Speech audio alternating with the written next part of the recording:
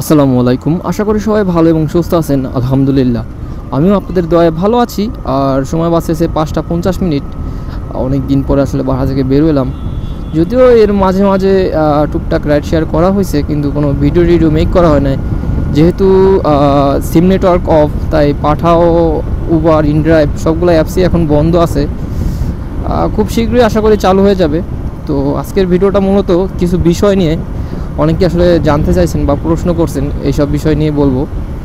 তবে আরও কিছু বিষয় বলি। কিছু বিষয় হলো, মানে কেউই ভাই লোভে পড়ে রাইড শেয়ার করতে নামবেন না, কারণ অনেকেই আসলে থাম্বনেল টাইটেলে খুব লোভনীয় ইনকামের ভিডিও মেক করে। দেখি আমি এগুলো আসলে আমার চোখে, যেহেতু আমি রাইড শেয়ার বিষয়ে ভিডিও করি আর থাম্বনেল টাইটেল বা হ্যাশট্যাগ যেগুলো রাইড শেয়ারিং বিষয়ে করি, তো ওই ভিডিওগুলো আসলে আমার সামনে আসে, আমি দেখি।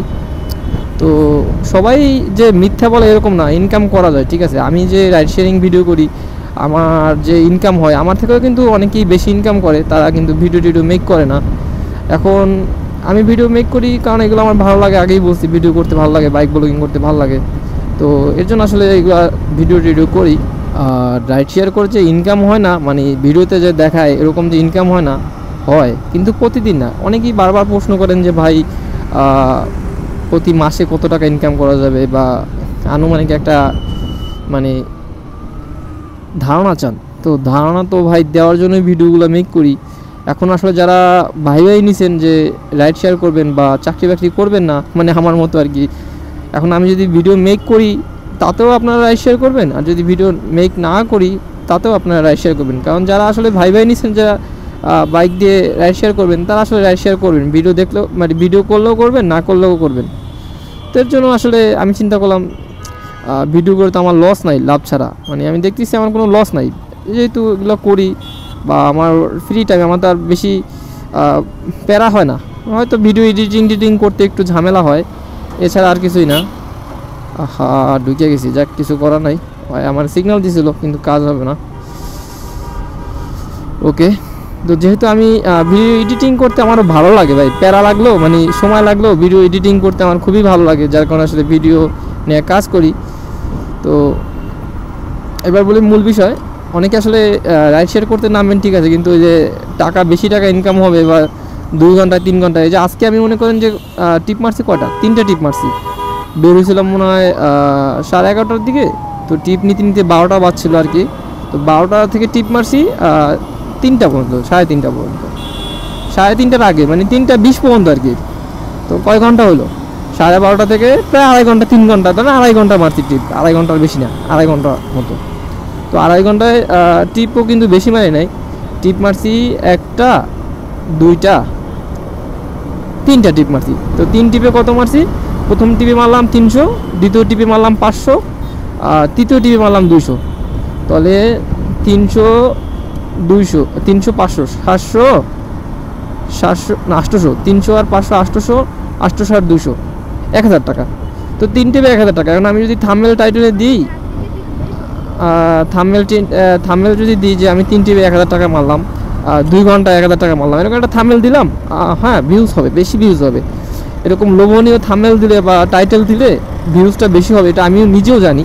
কিন্তু আমি কিন্তু এরকম কখনোই করি না যে ভাই এরকম, হ্যাঁ মাঝে মধ্যে টার্গেটের ভিডিও বানাই, যে টার্গেট নিলে হয় কি ভিডিওটা করতেও ভালো লাগে, প্লাস আমার ইনকামটাও ভালো হয়, কারণ এটা টার্গেট থাকে যে আজকে এত টাকা ইনকাম করবো, আর ওইটা তো ভিডিও হচ্ছেই, তো ওইটা আপনাদের মানে শেয়ারও করতে পারবো, প্লাস একটা ভিডিও হলো।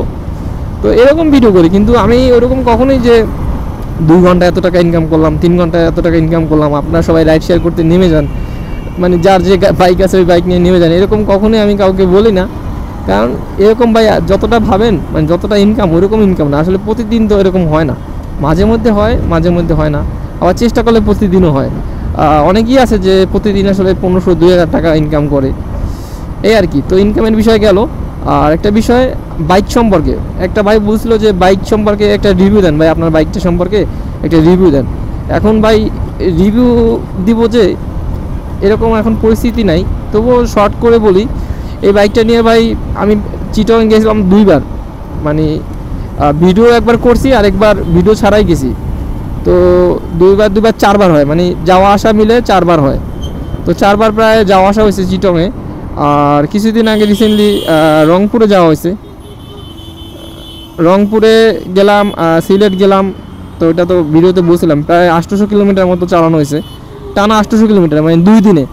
একদিনে আসলে টাঙ্গাইলে ছিলাম, মানে রেস্টিংয়ের জন্য হোটেলে এক রাত্রে মানে টাঙ্গাইলে ছিলাম, পরের দিন আবার চলে আসি ঢাকাতে। তো 2 দিনেই প্রায় 800 কিলো মতো চালাইছি। তো আল্লাহর রহমতে বাইকটা কিন্তু ভালোই পারফরমেন্স দিচ্ছে, কোথাও বন্ধ হয়ে যায় না বা হিটিং ইস্যু নাই, মানে হিট হয়ে যায় বন্ধ হয়ে যায় না। অনেক সময় দেখা যায় না যে বাইক চলতে চলতে হিট হয়ে যায়, হিট হয়ে আসলে বন্ধ হয়ে যায়, ওরকম সমস্যা পাই নাই। আর আমার সাথে রাজীব ভাইও ছিল, তো উনিও আসলে দেখছে বাইকটা খুব ভালো সার্ভিস দিছে। এখন প্রত্যেকটা বাইকই ভালো।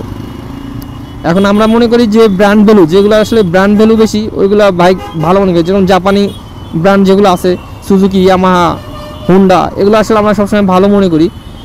কিন্তু চাইনিজ ব্র্যান্ডগুলো আমরা সবসময় খারাপ মনে করি। সব ব্র্যান্ডই ভালো, সব একটা বাইক সবাই কাস্টমাইজ করে বানায়, কিন্তু এখানে আসলে সার্ভিসিংয়ের উপরে ডিপেন্ড করে। মানে দেখবেন যে চাইনিজ বাইকের যে স্পেয়ার পার্টসগুলো ওগুলো আসলে পাওয়া যায় না, তারপর সার্ভিসিং ভালো হয় না, যার কারণে ওই বাইকের ইঞ্জিনগুলো খুব দ্রুত নষ্ট হয়ে যায়, যার কারণে চাইনিজ বাইকের রেকর্ড খুবই খারাপ। কিন্তু ইন্ডিয়ান বাইকগুলো আবার দেখেন ওরা স্পেয়ার পার্টসগুলো দেয়, আবার সার্ভিসিং টার্ভিসিং ভালো দেয়, দামও কম, মানও ভালো। এর জন্য আসলে ইন্ডিয়ান বাইকগুলো ওরা কিন্তু র্যাঙ্কিংয়ে ভালো। কিন্তু ব্র্যান্ড তো অনেকই আছে, আমেরিকান ব্র্যান্ড আছে, ব্র্যান্ড অনেকগুলো আছে, ইটালিয়ান ব্র্যান্ড আছে, ব্র্যান্ডের শেষ নাই। কিন্তু মনে করেন যে সার্ভিস যেটা ভালো, যেরকম এপ্রিলা কিন্তু খুব ভালো একটা ব্র্যান্ডের বাইক, কিন্তু এপ্রিলা দেখেন বাংলাদেশে কেমন একটা ভালো কিছু করতে পারে না। কারণ কী করবে, স্পেয়ার পার্টস পাওয়া যায় না, প্লাস সার্ভিসিং সেন্টারে যে ওরা সার্ভিসটা ভালো দেয় না ইয়ামাহার মতো।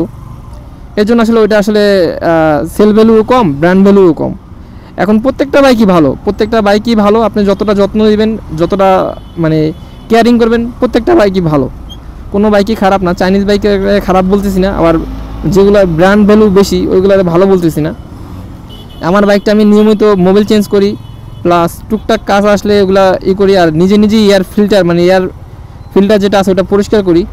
তো এই টুকটাক কাজ করি আমি, কিন্তু আহামরি কোনো কাজ করাই না, মানে সমস্যা না হলে কাজ করাই না। অনেক আছে দেখবেন যে শুধু মানে খুসখুস থাকে, তো ওরকম খুসখুস না রাখাই ভালো মনের মধ্যে।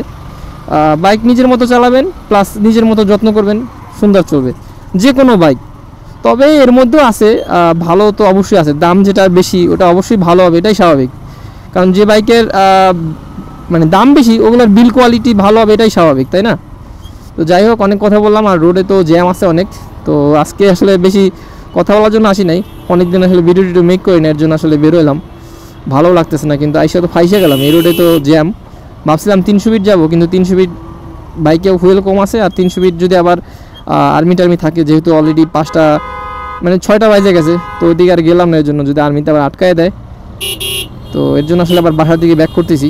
তো সবাই ভালো থাকবেন, সুস্থ থাকবেন, আল্লাহ হাফেজ।